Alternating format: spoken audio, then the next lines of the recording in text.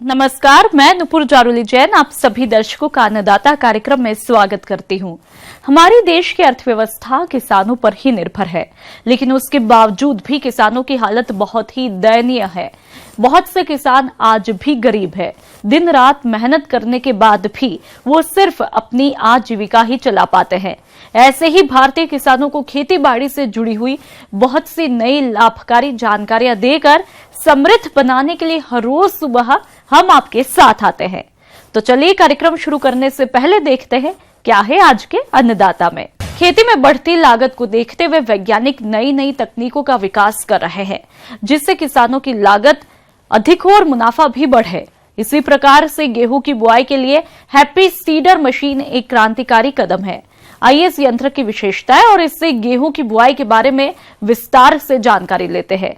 कृषि विज्ञान केंद्र हैदरगढ़ बाराबंकी के डॉक्टर एसपी सिंह से। हम बीज डालेंगे तो 5,000 रुपए का हमें 1 एकड़ में फायदा हो जाता है और गेहूं की हम डायरेक्ट या सीधी बुआई हम इससे कर देते हैं। और जैसा कि अभी देख रहे हैं कि ये बहुत अच्छा है, सीड भी हमारा उसमें ही जा रहा है। इससे कई फायदे हैं। पहला फायदा तो ये है कि हम खाद छिटकवा विधि से बोते हैं तो खाद इधर उधर जाती है, बीज भी हमारा इधर उधर जाता है, तो वो कुछ बीज ऊपर रह जाता है, कुछ नीचे रह जाता है। इससे क्या है, इससे बोने से एक लाइन में हमारी एक तो बुआई होती है, दूसरी बात बीज हमारा कोई भी ऊपर नहीं रहता है, तीसरी बात खाद भी हमारा जो है इधर उधर नहीं जाता, वो भी लाइन में बीज के साथ ही रहता है। तो जब बीज के साथ में खाद रहेगा तो वो डायरेक्ट हमारा पोषक तत्व हमारे पौधे को मिलेंगे तो उसमें ज्यादा प्रोडक्शन होगा। पेड़ का जो विकास, पौधे का जो विकास है वो भी बहुत अच्छा विकास करेगा पौधा भी, और अच्छा बढ़वार भी लेगा और कम लागत भी होगी और पूरी खुराक हमारे पौधे को उसमें मिल जाएगी, तो उत्पादन ऑटोमेटिक ही बढ़ जाएगा। और वैसे अगर हम बोते हैं तो उसके खेत की पहले जुताई करते, 2 बार जुताई करते, उसके बाद में हम इसमें गेहूं बोते। अब इसमें क्या है, हमें कुछ नहीं करना है, डायरेक्ट हमने बीज डाला और बस चला दिया। जैसा कि आप देख रहे हैं बहुत अच्छी मशीन है और इससे आप सीधी बुआई करेंगे। अब ये देखिएगा, पुआल को इस तरीके से काट देता है, पूरा एकदम बारीक, एकदम ऐसा दिखा देता है, बारीक कर देता है, काट देता है, क्योंकि इसमें आगे की तरफ जो है ब्लेड लगे हुए होते हैं, पुआल को बारीक कर देता है और मिट्टी में इसको मिला देता है। और उसमें हमें क्या होता है, इसमें मल्चिंग हो जाती है। इसमें जो खरपतवार हैं वो भी नहीं उग पाएंगे, क्योंकि उस पर मल्चिंग हो जाएगी और नमी भी हमारी बरकरार बनी रहेगी। फिर हम जब ऊपर से पानी देंगे तो जैसे गेहूं का मामा और ये बथुआ, ये जब सब ये उगते हैं खरपतवार, वो भी नहीं उगेंगे। दवाई डालने की भी हमें जरूरत नहीं पड़ेगी और हमारा इससे फायदा होगा। और फिर बाद में जब एक पानी लगता है तो हम ये यूरिया डालेंगे, तो ये एक खाद का भी काम करता है। यूरिया भी कम डालना पड़ेगा, क्योंकि ये पुआल आप देख रहे हैं ये बारीक कर दिया है, ये ऑटोमेटिक अब गल जाएगा। जब गल जाए खेत में, जब ये गल जाएगा तो ये खाद का पूरा बहुत अच्छा काम करेगा। बस यही मैं सलाह देना चाहूँगा किसान भाइयों को कि इसको जो है अपनाएं और कम खर्च में अधिक लाभ कमाएं। जब लागत कम आएगी और प्रोडक्शन ज़्यादा होगा तो ऑटोमेटिक ही हमारी आय जो है बढ़ जाएगी। धन्यवाद। किसान भाइयों, यह मशीन 60,000 से लेकर 1.5 लाख रुपए तक की कीमत में बाजार में उपलब्ध है, जो अलग अलग हॉर्स पावर वाले ट्रैक्टरों से संचालित होते हैं। हैप्पी सीडर की खरीद पर शासन द्वारा 50% तक अनुदान भी देय है, जिसका लाभ उठाकर कम कीमत में इस यंत्र को ले सकते हैं। किसान भाइयों, हमने आपको झारखंड के खूंटी जिले में रहने वाले युवा किसान चैतन्य गंझू से मिलवाया था, जो कि बंजर जमीन पर खेती करके अच्छी आमदनी कमा रहे हैं।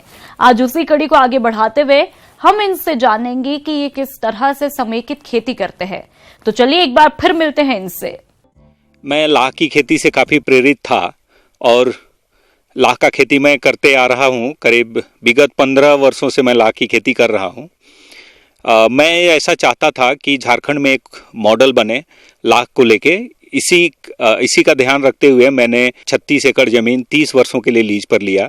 इस तरह की बंजर जमीन में जैसे फलदार वृक्ष लगा के आप फायदा उठा सकते हैं। और चूंकि मैं पिछले 2-3 साल से इस बंजर भूमि पे काफी मेहनत किया, काफी संघर्ष किया, और आज हमारे जो पेड़ पौधे हैं सबके सब स्वस्थ हैं, अच्छे हैं और काफी अच्छे से बढ़ रहे हैं। किसान भाइयों, इन्होंने बताया कि बंजर भूमि में खेती करना एक कठिन कार्य है। जब इन्होंने इसकी शुरुआत की थी तो कई झाड़ियों को हटाना पड़ा। वहां पड़े हुए पत्थरों से इन्होंने गेवियम संरचनाओं को बनाया। इसके बाद इन्होंने पानी इकट्ठा करने के लिए टंकी का निर्माण कराया और उसके बाद प्रथम वर्ष में बेर के 500 और आम के 140 पौधों की रोपाई की। इसी तरह दूसरे वर्ष में इन्होंने बेर की 700, कुसुम के 200, सागौन के 2000 और आम के 700 पौधों को लगाया।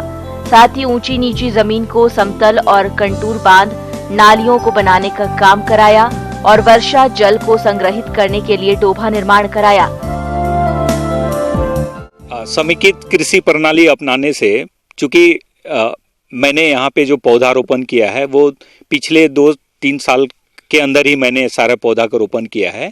इसकी वजह से अभी तक मुझे जो फायदा हुआ 2018 में वो लगभग 3 लाख के आसपास है, जो मूंगफली, ओल और गेंदा फूल, इसके माध्यम से मुझे करीब 3 लाख के आसपास का फायदा हुआ है। आम में मैं थ्रू ग्राफ्टिंग के जरिए मैं उसमें नया पौधा भी तैयार कर रहा हूँ। उसमें करीब 800 के आसपास मैंने इस बार तैयार भी किया है। इसके साथ ही साथ मैं लीची, अनार और अमरूद में गुटी सिस्टम के द्वारा मैंने करीब 2300 पौधा तैयार किया है। इनका कहना है कि फलदार पौधों की शुरुआती अवस्था में खास देखरेख करनी पड़ती है। समय समय पर सिंचाई और पौध सुरक्षा के उपायों को करना पड़ता है। साथ ही पौधों को आयु के अनुसार खाद दिया जाता है। किसान भाइयों, इन्होंने बताया अगस्त से सितंबर तक ये आम, अमरूद, लीची और नींबू के नए पौधों को तैयार करते हैं। इसके लिए ये ग्राफ्टिंग और लेयरिंग विधि का प्रयोग करते हैं। लाख का खेती मैं करते आ रहा हूँ। करीब विगत 15 वर्षों से मैं लाख की खेती कर रहा हूँ। 1200 बेर का पौधा लगाया हूँ मैं, जो अभी 3 वर्ष का हो चुका है। और उसमें जो सबसे बड़ा जो पेड़ है उसमें मैं बीज लाख का भी संचरण किया हूँ। करीब 50 किलो बीज लाख का 432 पौधे में मैं संचरण किया हूँ और आज आप देखेंगे कि उसमें काफ़ी अच्छी फसल हो रही है। इन्होंने बताया कि बेर के पौधों पर लाख कीटों का संचरण ठीक तरह से हो, इसके लिए संचरण के बाद पौधों की निगरानी करनी पड़ती है और लाख कीटों को शत्रु कीटों से बचाने के लिए समय समय पर विभिन्न दवाओं का छिड़काव करना पड़ता है। मुझे लाख में किसी तरह की समस्या होने पर मैं भारतीय प्राकृतिक राल एवं गोंद संस्थान नामकुम के वैज्ञानिकों से मैं संपर्क करता हूं। मुझे काफ़ी सहायता मिलती है। वैज्ञानिक यहाँ पे आते हैं और मेरे समस्या का समाधान करते हैं। इसके अलावा मैंने यहाँ पे बर्मी कंपोस्ट का पीट से केचुआ खाद का निर्माण करता हूँ और उस खाद से मैं अपने पौधा में जो खाद का जरूरत होता था मैं उससे उसकी पूर्ति कर रहा हूँ।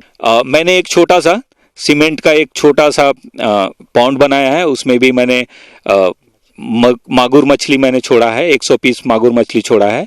उस मागुर मछली का दाना जो खाना है वो बतख का जो बीट है उससे प्राप्त होता है। उसके लिए मुझे अलग से पैसे खर्चे नहीं करने पड़ते। मैंने 10 बक्सा मधुमक्खी भी रखा है जो इटालियन ब्रीड का है। उससे भी मुझे अभी शुरुआत है और मुझे उससे भी काफ़ी फायदा होगा। और आज के तारीख में शुद्ध शहद भी प्राप्त नहीं होता है। इसके लिए मैं इसको मैं इसके साथ में जोड़ा है ताकि इसका भी फायदा मुझे मिल सके और शुद्ध शहद मुझे प्राप्त हो सके। इनका कहना है कि मधुमक्खियों को उचित मात्रा में आहार मिले, इसके लिए ये किसान जमीन के कुछ भागों में फूल वाली फसलों की खेती करते हैं। अभी इन्होंने गेंदा और सरसों की फसल लगा रखी है जिसमें मधुमक्खियों का पराग उपलब्ध हो रहा है और वृक्षों पर लग रहे फूलों से भी मधुमक्खियों की आहार पूर्ति हो जाती है। इसके साथ साथ मैंने बतख का भी पालन किया है। उस बतख के पालन से भी मुझे लग रहा है कि 1 से 2 लाख रुपए के आसपास मुझे प्राप्त होगा। तो इस तरह हम अब समेकित कृषि प्रणाली को अपनाकर इस तरह के बंजर भूमि पे हम अपना आमदनी बढ़ा सकते हैं और एक रोल मॉडल बन सकते हैं। सरसों एक महत्वपूर्ण तिलहनी फसल है और ये फसल इस समय बंटवार की अवस्था पर है, जिसमें खरपतवार नियंत्रण के साथ ही कीट और रोगों की रोकथाम पर विशेष ध्यान देने की जरूरत होती है। तो आइए सरसों की फसल में किए जाने वाले कार्यों पर तकनीकी सलाह लेते हैं कृषि वैज्ञानिक डॉक्टर DK जैन से। किसान भाइयों, सरसों जिन किसान भाइयों ने समय पे लगा दी है और कुछ किसान भाइयों ने अगर देरी से लगाई है और अगर उनकी 35 से 40 दिन की फसल है तो उस वक्त आपको किसान भाइयों अधिक पैदावार लेने के लिए आप जरूर ये ध्यान रखें। किसान भाइयों, इसमें सरसों का अगर आपके वैसे तो बारानी क्षेत्रों में बोया जाता है, लेकिन इसमें दो बार सिंचाई की जाती है। एक तो आपको ये ध्यान रखना फूल आने से पहले 40 या 45 दिन पे आपको सिंचाई करनी है और दूसरी आपको किसान भाइयों 70 से 80 दिन पे आपको सिंचाई करनी है। अगर एक ही सिंचाई अगर कम पानी उपलब्ध है तो किसान भाइयों आप 60 दिन के फसल पे आप इसको सिंचाई कर देंगे, इससे आपके निश्चित तौर पे पैदावार में वृद्धि होगी। किसान भाइयों, सरसों की फसल में इस समय कई तरह के खरपतवारों की अधिकता होती है, तो ऐसे में जरूरी है कि समय रहते खेत से खरपतवारों को निराई गुड़ाई द्वारा निकाल देना चाहिए और घने पौधों की छटनी अवश्य करें, जिसमें पौधों से पौधों की दूरी 10 सेंटीमीटर रखें। इसके बाद बात आती है पोषक तत्व प्रबंधन की, तो शेष बची यूरिया को 34 से 40 दिनों की फसल में प्रयोग करें।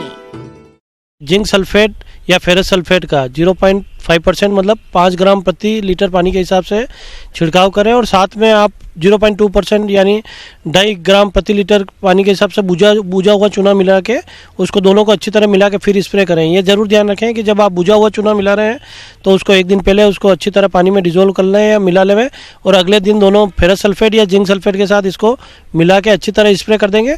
तो इससे क्या होगा किसान भाइयों, एक तो आपके रोग प्रतिरोधकता बढ़ेगी, तेल की मात्रा बढ़ेगी और फसल का उत्पादन भी बढ़ेगा। सरसों में आप थायो यूरिया का भी स्प्रे कर सकते हैं। इसका हमें 2 ग्राम प्रति लीटर पानी के हिसाब से आप छिड़काव करेंगे तो इससे भी पैदावार बढ़ेगी और साथ साथ आप देखेंगे कि जो वातावरण में अनियमितता है, तापमान कम हो रहा है तो उससे प्रतिरोधकता के साथ साथ उस पाले का प्रकोप से भी फसल को आपको बचाया जा सकता है। सरसों की फसल को विभिन्न तरह के कीट नुकसान पहुंचाते हैं, तो किसान इन कीटों की सही पहचान कैसे करें और समय रहते कीटों का नियंत्रण किस तरह से करें, इस हेतु सुझाव के लिए मिलते हैं। इस वक्त आप किसान भाइयों ये जरूर ध्यान रखें कि अब अगर तापमान में कमी ज़्यादा होती है और तो आप देखेंगे कि मोइला का आक्रमण भी बढ़ने वाला है, तो आप खेतों में जगह जगह आप येलो ट्रैप या पीले पाश लगा लें। इससे क्या होगा, जो कि मोइला जो है वो वहाँ आके चिपक जाएगा। इसको आप ये जरूर ध्यान रखें करीब 10 से 12 ट्रैप प्रति हेक्टेयर इसके हिसाब से लगा दें। एक चीज़ का और ध्यान रखें कि एक मित्र कीट है जिसको आप लेडी बर्ड बीटल के नाम से भी जाना जाता है। ये एक दिन के करीब 25 से 30 एफिड्स को खाता है। लेडी बर्ड बीटल की संख्या को अगर बढ़ाने के लिए किसान भाइयों आप क्या करें, 100 लीटर पानी के अंदर 500 ग्राम आधा किलो गुड़ मिला लें और उसका घोल बनाकर खेत में चारों तरफ छिटक देंगे। तो इससे क्या होगा, लेडी बर्ड बीटल की संख्या में वृद्धि होगी और ज़्यादा से ज़्यादा उसका नियंत्रण जैविक तरीके से नियंत्रण किया जा सके। आप एक चीज़ और ध्यान रखें कि जब आपके अग्रभाग पे मतलब आर्थिक हानि स्तर अगर 10 से 15 सेंटीमीटर, जब सरसों का आप ये देखेंगे अगर इस अग्रभाग पे आप देखेंगे जो सेंट्रल आपका भाग है इस पे 10 सेंटीमीटर पे अगर आप देखेंगे कि अगर 20 से 25 मोइला है तो किसान भाइयों आपको उस वक्त आपको दवाई छिटकना है। इसके पहले आप ये जरूर ध्यान रखें अगर आर्थिक हानि स्तर से जनसंख्या ज़्यादा होने पर आप मिथाइल डेमेटोन है या मोनोक्रोटोफास है, इसको किसी भी एक सर्वांगी इंसेक्टिसाइड को आप इसका छिड़काव कर सकते हैं। इसके अलावा किसान भाइयों आप ये भी जरूर ध्यान रखेंगे कि पत्तियों पर बहुत सी बार आप सर्पिलाकार आकृतियाँ बन जाती है जिसको आप लीफ माइनर कहते हैं। उसमें आप देखेंगे किसान भाइयों जो इसका वयस्क होता है लीफ माइनर का, वो पत्तियों के अंदर क्लोरोफिल खाता रहता है, हरा भाग खाता रहता है और आप देखेंगे कि बहुत सारी धारियाँ बन जाती है, सर्पिलाकार धारियाँ बन जाती है जिससे पैदावार में भी कमी होती है। इस स्थिति से निजात पाने के लिए आप एमिडाक्लोप्रिड 1 मिलीलीटर प्रति 3 लीटर पानी के हिसाब से छिड़काव कर सकते हैं या मोनोक्रोटोफॉस को 1 ml प्रति लीटर पानी के हिसाब से आप उसका छिड़काव कर सकते हैं। किसान भाइयों, सरसों की फसल में इस समय कई तरह के रोगों का प्रकोप होता है, तो इन रोगों की सही पहचान क्या है और रोगों की रोकथाम के लिए किसान कौन सी दवा लें, कितनी मात्रा में घोलकर छिड़काव करें, इसकी जानकारी इस प्रकार से है। जहाँ तक किसान भाइयों अपन बीमारियों की बात करें तो इसमें मुख्य रूप से आप देखेंगे कि एक तो पत्तियों पे धब्बे बन जाते हैं जिसको कि ब्लाइट के नाम से या झुलसा रोग के नाम से भी जाना जा सकता है। इससे पैदावार पर प्रतिकूल प्रभाव पड़ता है। तो जैसे ही धब्बे बनने पड़े लगे उस वक्त आपको 22 है या M45 का 2 ग्राम प्रति लीटर पानी के हिसाब से इसका छिड़काव करना चाहिए। इसके अलावा बहुत सी बार वातावरण में नमी या आर्द्रता की ज़्यादा बढ़ जाती है तो उस वक्त आप देखेंगे कि पत्तियों से सफ़ेद कलर का चूना निकलता है तो उसको वाइट ब्लिस्टर या सफ़ेद रस्ट के नाम से, वाइट रस्ट के नाम से जाना जाता है, जो कि एल्बुगा कैंडिडा करके एक फफूंद के नाम से फैलता है। तो ये दो तरह से होता है, एक तो लोकल होता है और एक सर्वांगी होता है। लोकल में आप देखेंगे कि पत्तियों के या तने के ऊपर ही उसके सफ़ेद धब्बे बनेंगे, लेकिन जब सिस्टमिक या सर्वांगी रूप लेगा तो आप देखेंगे जब फूल बनने लगेंगे, जो पुष्पांग होंगे वो उसकी आकृति से कई ज़्यादा गुना बड़े हो जाएंगे और पत्तियों से मतलब आप पुष्पांग जो होगा एक गुच्छे की तरह हो जाएगा, तो जिससे पैदावार भी नहीं बढ़ेगी और ये बीमारी फिर आगे से आगे चलती रहेगी। तो इस समस्या से निजात पाने के लिए किसान भाइयों हमें कार्बेंडाजिम को 2 ग्राम प्रति लीटर पानी के हिसाब से छिड़काव करना चाहिए, या फिर किसान भाइयों रिडोमिल को हमें 2 ग्राम प्रति लीटर पानी के हिसाब से छिड़काव करना चाहिए, या टेबुकोनाजोल को हमें 2 ग्राम प्रति लीटर पानी के हिसाब से इसका छिड़काव करना चाहिए। एक चीज़ का जरूर ध्यान रखें, फूल वाली अवस्था पे किसान भाइयों किसी भी तरह का कीटनाशक छिड़काव नहीं करें। इस तरह किसान भाइयों सरसों में बताए गए सभी तरीकों का सही समय पर अगर प्रबंधन करेंगे तो निश्चित तौर से आपकी पैदावार और उत्पादन में वृद्धि होगी।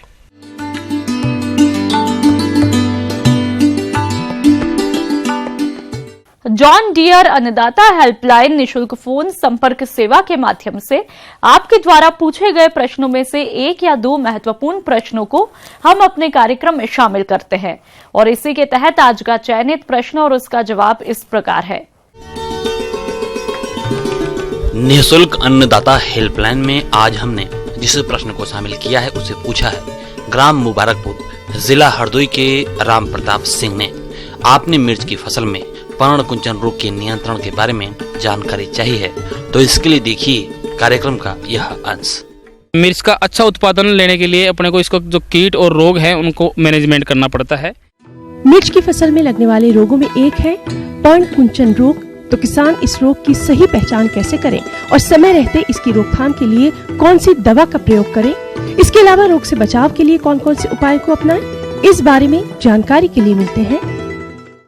मिर्च की जो मुख्य समस्या है माथा बंधना, जिसके अंदर पत्ते ऊपर की तरफ मुड़ जाते हैं और पौधे की प्रकाश संश्लेषण क्रिया बुरी तरह प्रभावित होती है। इसके फलस्वरूप इसका उत्पादन काफी घट जाता है। तो माथा बंधना जो एफिड और व्हाइट फ्लाई की वजह से होता है, इसके नियंत्रण के लिए इमिडाक्लोप्रिड 17.8 SL दवाई 15 लीटर पानी के अंदर 5 ml डाल के स्प्रे करवाएंगे तो अपने इससे काफी हद तक अपने इसको निजात मिल जाए। आइए अब एक नजर डालते हैं राज्य के कुछ चुनी हुई मंडियों के प्रमुख फसलों के बाजार भाव पर।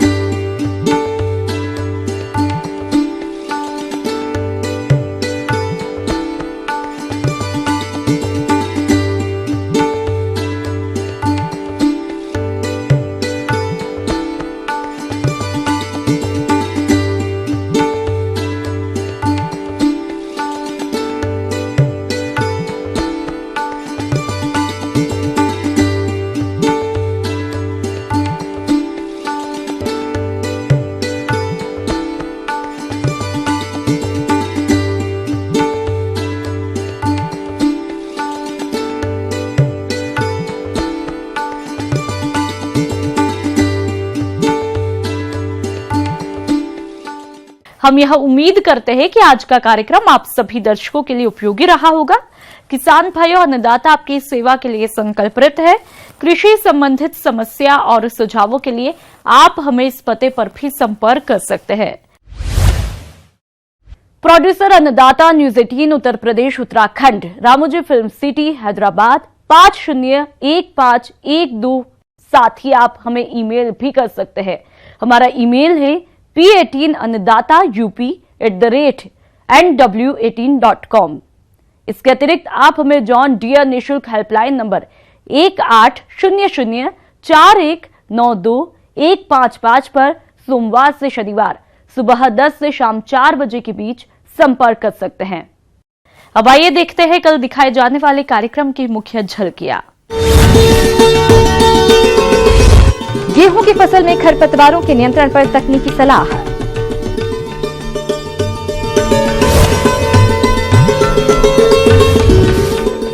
अधिक फलन के लिए आम के बाग में किए जाने वाले जरूरी कार्य।